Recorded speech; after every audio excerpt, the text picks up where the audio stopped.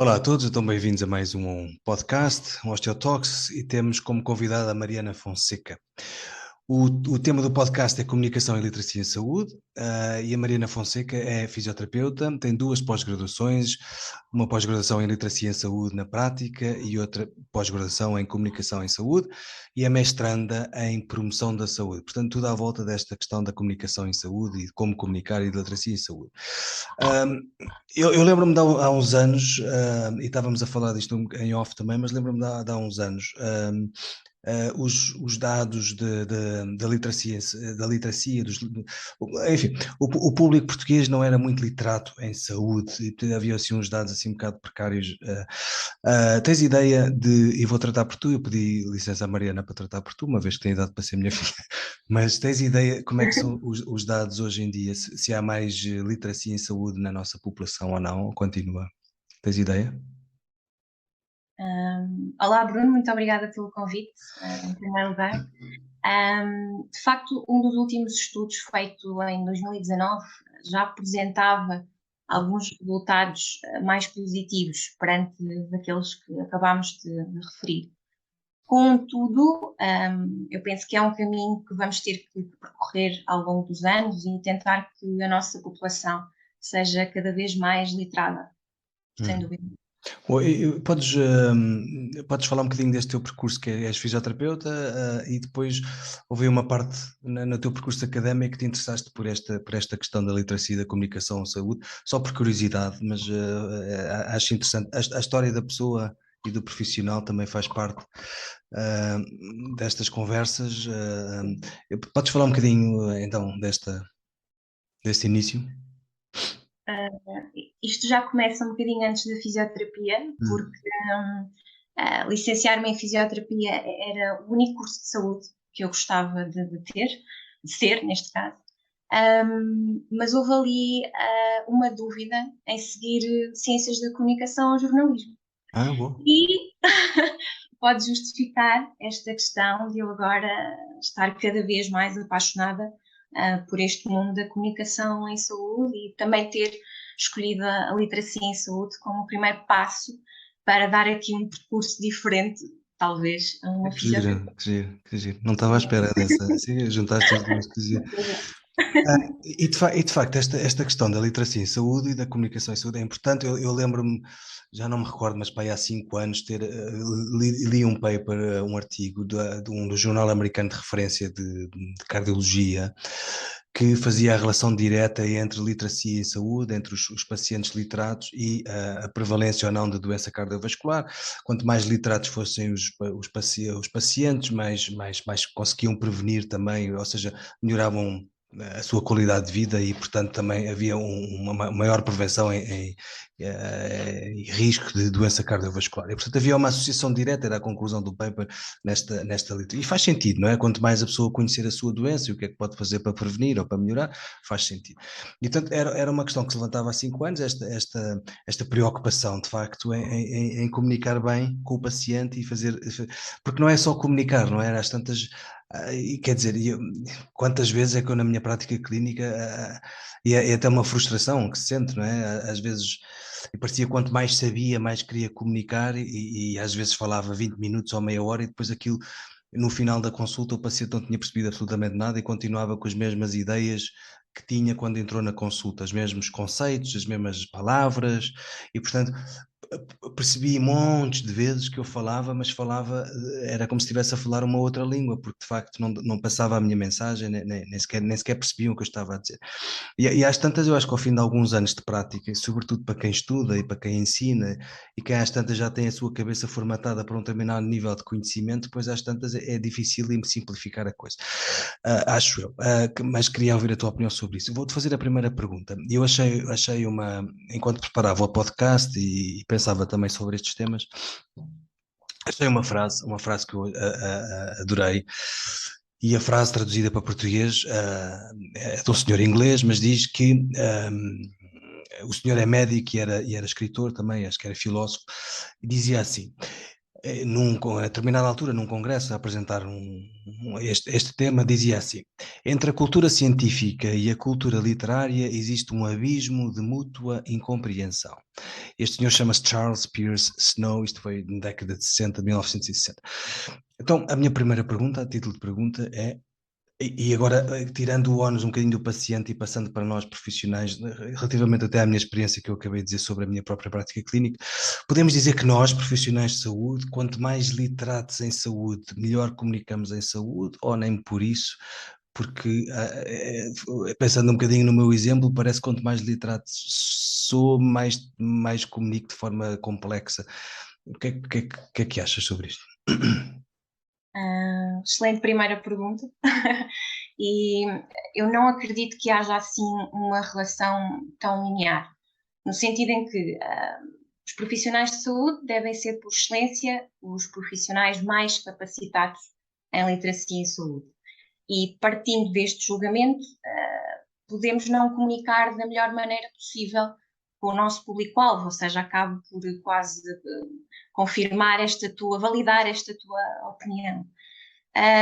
Mas sabendo que a literacia em saúde tem como objetivo prático o desenvolvimento de estratégias para que o paciente consiga aceder à melhor informação disponível, que compreenda, lá está, o conteúdo da nossa sessão, de uma consulta, de uma forma clara, e que depois, no fim, saiba utilizar essa informação para que melhores decisões em saúde compartilhadas sejam tomadas, mas no final de contas podemos não ter uma comunicação eficaz.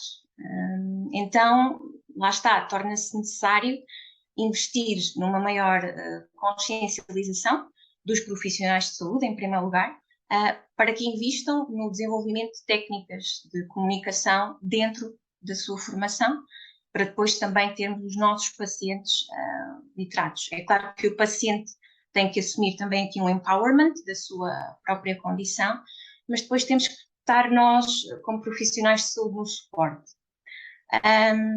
E podia dar aqui um exemplo, que é o teach back, que é o ensinar de volta em português, que acaba por ser uma estratégia que faz com que o nosso paciente explique aquilo que ouviu, que aprendeu, para que nós consigamos garantir que nos expressamos da melhor maneira. Isto quase que acaba por ser uma autoavaliação, ali um feedback mútuo para perceber se a pessoa realmente nos compreendeu. É que giro, estás a falar disso, eu lembro-me de um estudo também há uns anos, não foi há muitos anos, que dizia que no fundo várias ferramentas, e quais eram as melhores ferramentas no fundo para reter conhecimento, para melhor aprender, para tinha a ver, já não me lembro bem, mas tinha a ver com a forma de dar aulas, o tipo de aulas mais de PowerPoints, aulas mais orais, aulas mais de escrever no quadro, ou com desenhos, com auxílio a desenhos, ou com, enfim, imagens em movimento ou estáticas. Era assim uma coisa interessante, como é que os alunos assimilavam melhor e como é que retiam melhor.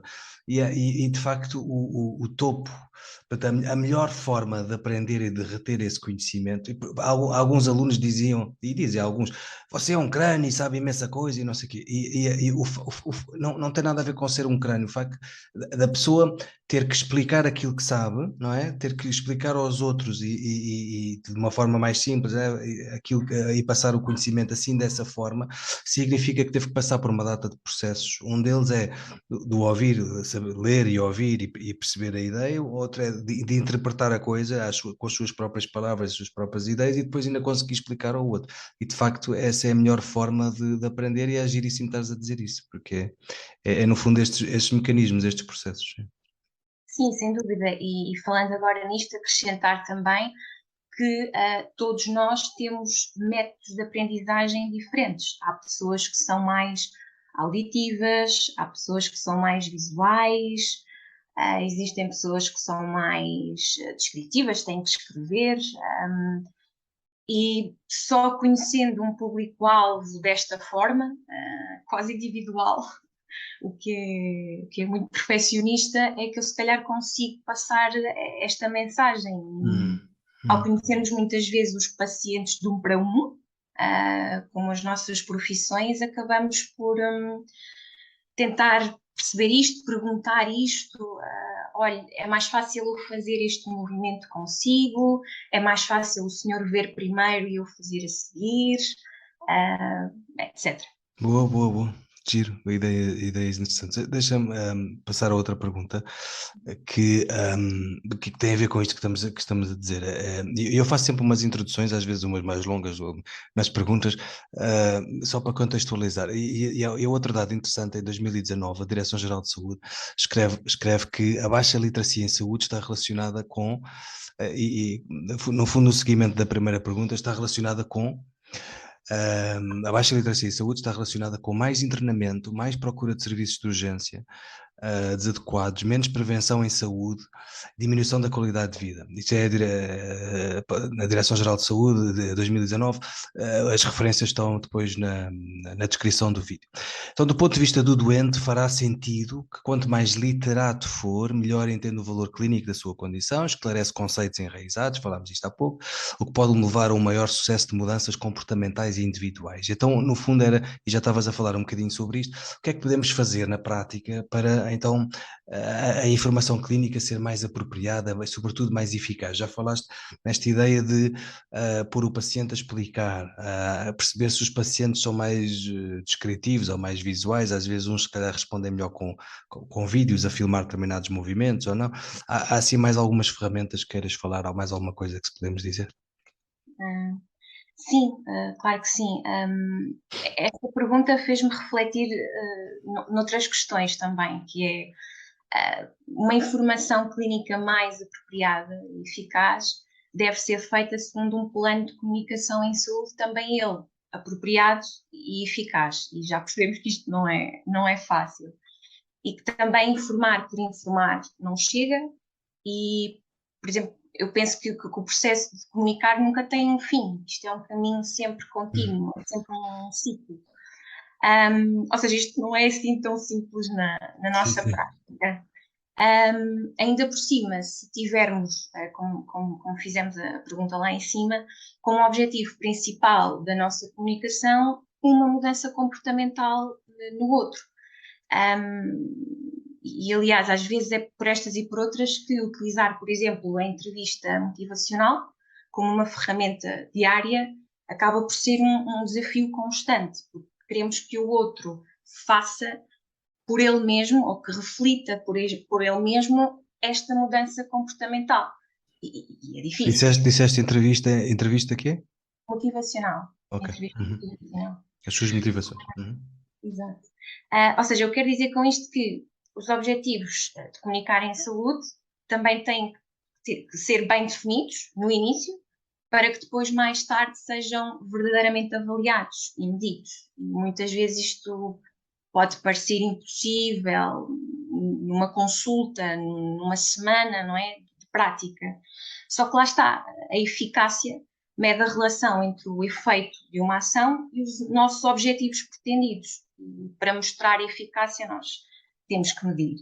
E há que avaliar se aquilo a que nos propusemos teve algum efeito, algum significado, algum impacto na vida da pessoa.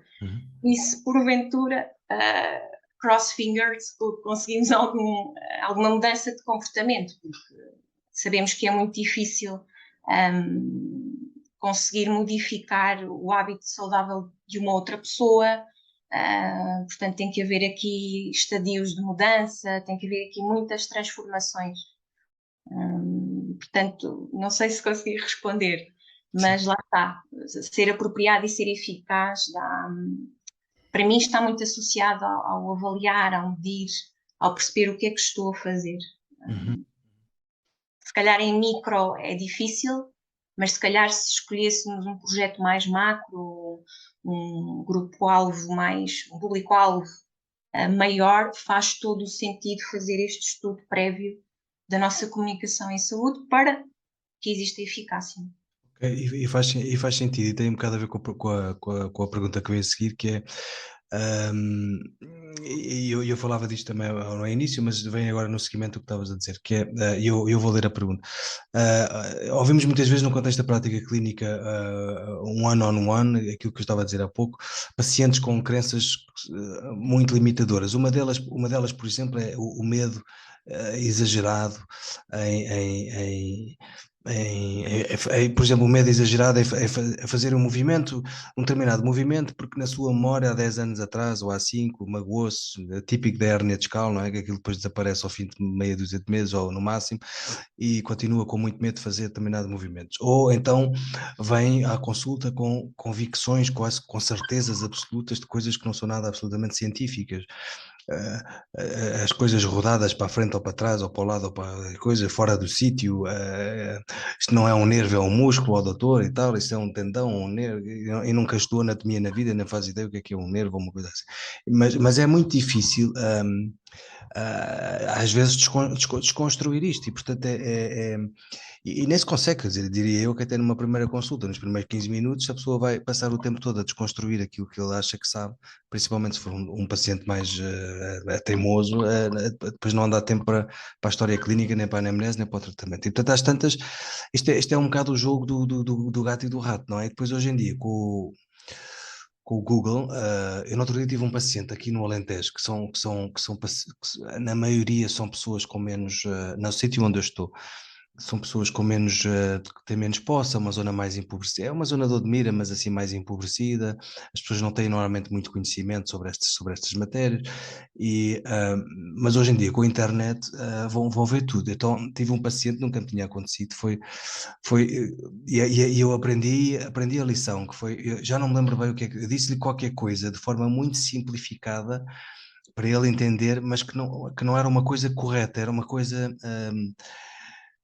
eu não me lembro bem o que é que eu lhe disse, mas foi, imagina, isso é isso parece com uma artrose, ou tem a ver com uma artrose que você tem, mas era uma coisa para despachar, que era só para, mas eu na altura não estava a pensar, estava a dizer só porque, nunca devia ter pensado com o que eu sei hoje, mas devia ter parado um bocadinho. Se eu vou dizer artrose a esta pessoa, se calhar esta pessoa vai ficar com bicho na cabeça, vai achar que tem um problema muito grave, se calhar vai vir à internet e vai ficar não sei o quê.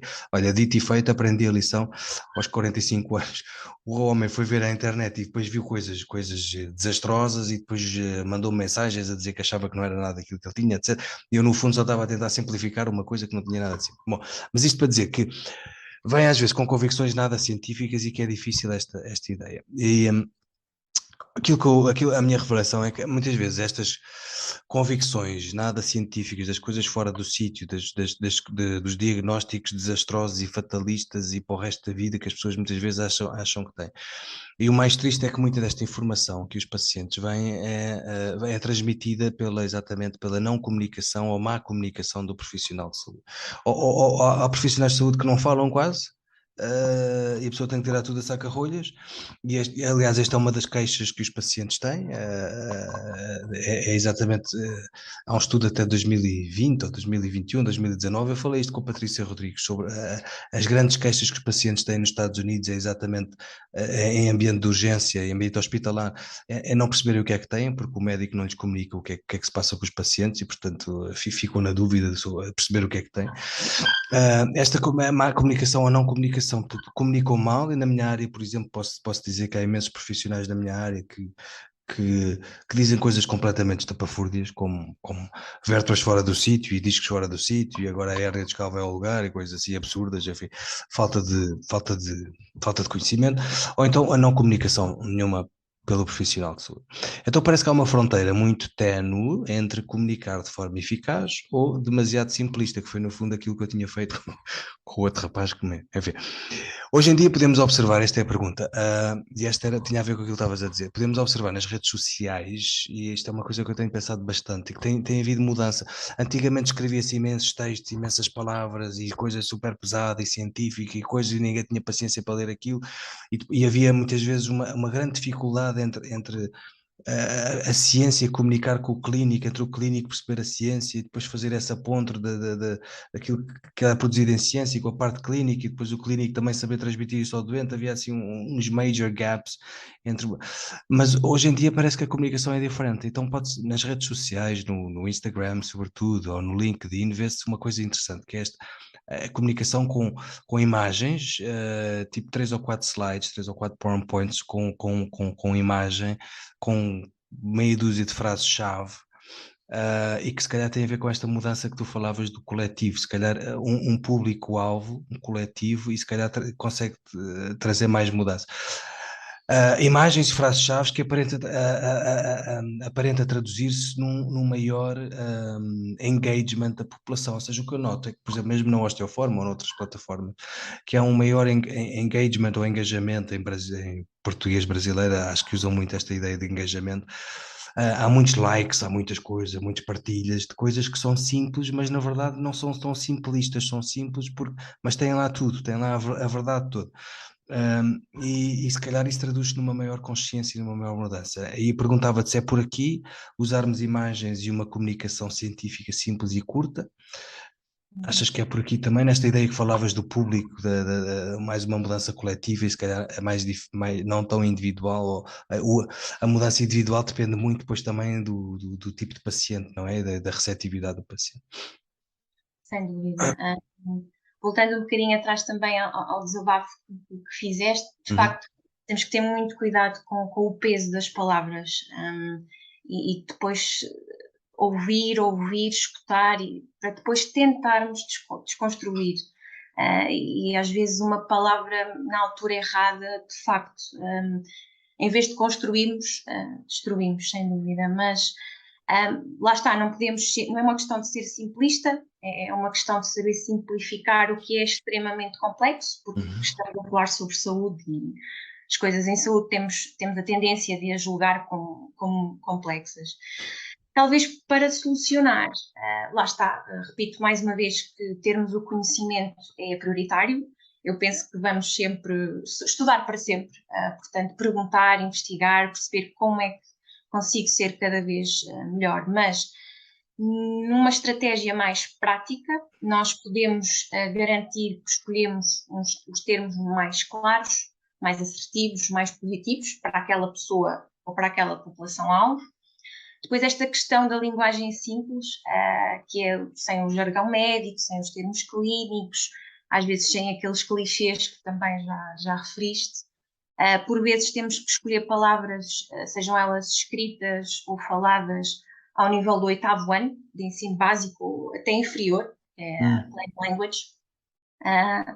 Depois também, lá está, escolher um idioma, que seja da preferência do paciente, e agora falaste aqui do português do Brasil, se calhar aqui associar, ok, como é que dizem no seu país, veja lá se é ou não é a mesma palavra. E depois também escolhemos a informação no formato que o paciente gosta mais. Lá está, vamos outra vez bater com o nível não, o método de aprendizagem. Há pessoas que gostam de ter um conteúdo escrito, outros que preferem assistir a um vídeo, até ler um artigo científico ou até um infográfico, mas lá está, depois passa um bocadinho pelo profissional de saúde, cada vez mais literado, espero, tentar escolher este conteúdo com o melhor conhecimento possível, com a melhor evidência possível dentro desse mesmo conteúdo. Agora, caso queiramos nós construir o nosso conteúdo, eu tenho que falar aqui da Sociedade Portuguesa de Literacia em Saúde e de referir aqui a nossa presidente, a doutora Cristina Vaz de Almeida.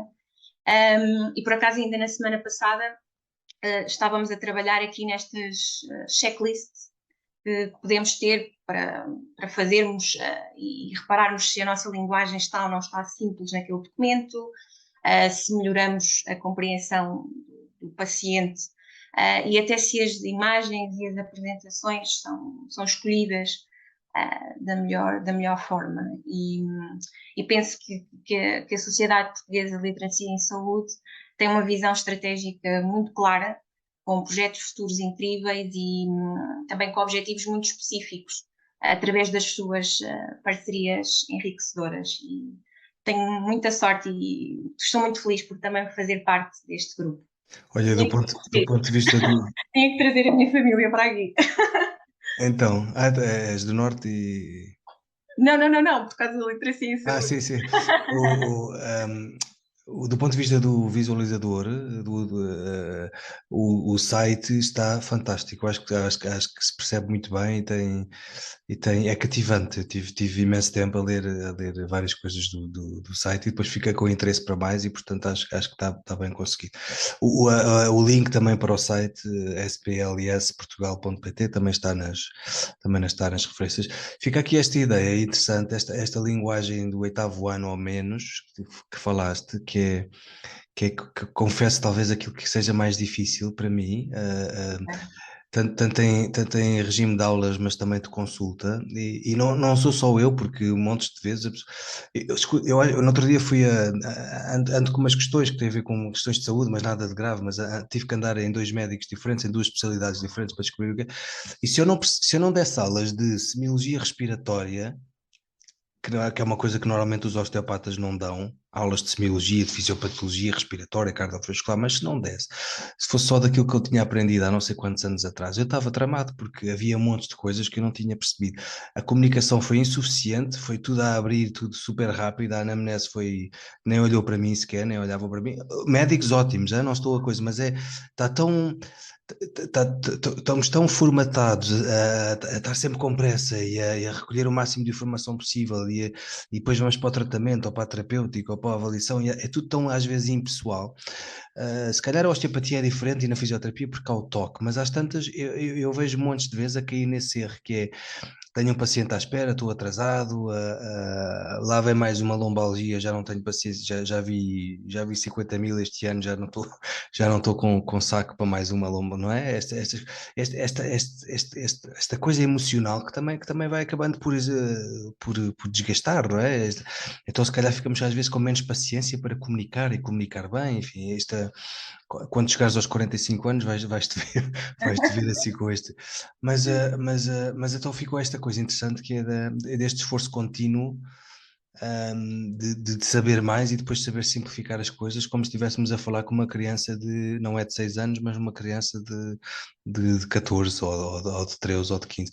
E depois de perceber, porque de facto há pacientes que têm uma ótima receptividade quando eu faço vídeos a fazer eles a fazerem o próprio exercícios, há outros que são super interessados e vão à procura disto e daquilo ou querem mais informação. Outros não estão nem aí, outros estão naquela de o doutor é que sabe e você trata-me, eu confio e pronto, e quase que, enfim.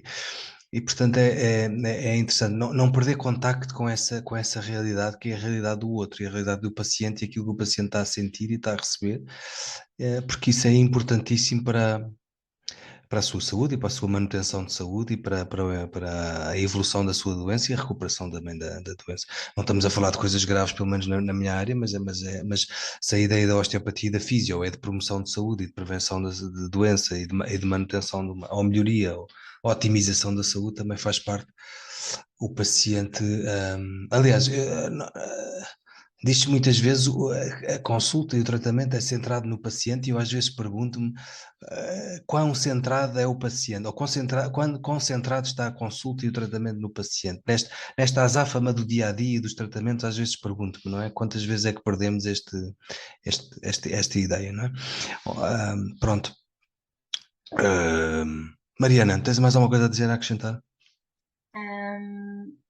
Agora com este testemunho, lá está, eu também sempre via a terapia manual como um meio de conversar com o paciente, um meio de tocar, não tocando dessa forma tão física no paciente. E eu sempre fui muito curiosa com pessoas e lá está, mesmo às vezes aqueles que nos parecem mais difíceis ou mais carrancudos, se calhar existe ali alguma coisa por trás que nós conseguimos mais uma vez desconstruir e no final de contas a pessoa só quer ficar bem e continuar a lutar pela sua saúde e qualidade de vida, sem dúvida.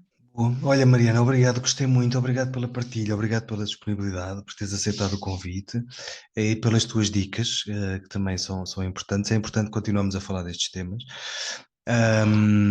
E quanto a nós, diz? Sem dúvida, Quanto a concordo. nós, vemos em breve, nas próximas 2 semanas, são dois podcasts interessantíssimos e depois havemos de publicar. E um abraço e até.